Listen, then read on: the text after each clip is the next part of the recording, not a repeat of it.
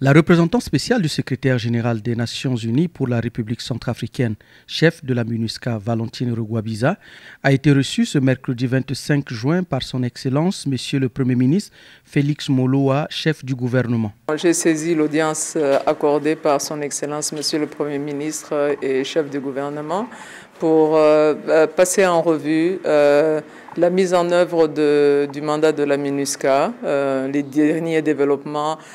tant sur le plan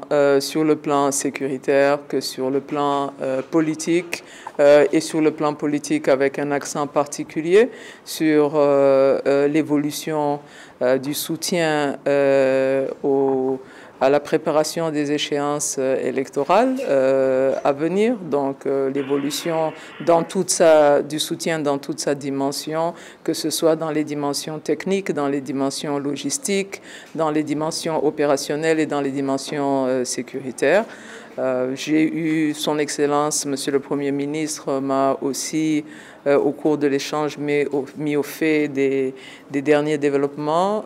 sur cette partie, vu qu'il dirige le comité stratégique de préparation des élections. Ce tour d'horizon a également inclus la situation sécuritaire en évoquant le fait que les patrouilles de la MINUSCA ont fait l'objet de plusieurs attaques meurtrières depuis le début de cette année 2025. Je condamne avec la plus forte énergie la dernière attaque de notre patrouille sur l'axe Birao et Amdafok, qui nous a coûté la vie d'un soldat de la paix zambien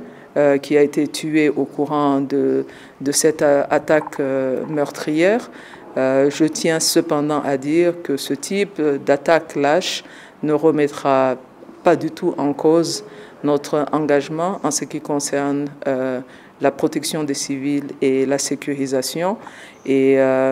ces attaques, nos réponses à ces attaques sont un redoublement de notre énergie et de notre déploiement dans ces différentes régions. Nous attendons bien sûr du ministre de la Justice et du ministère de la Justice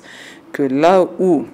ceux qui ont procédé à ces attaques, là où ils ont pu être interceptés, que justice soit faite. La chef de la MINUSCA a réaffirmé l'engagement de la mission à soutenir l'extension de l'autorité de l'État et assurer la protection des civils.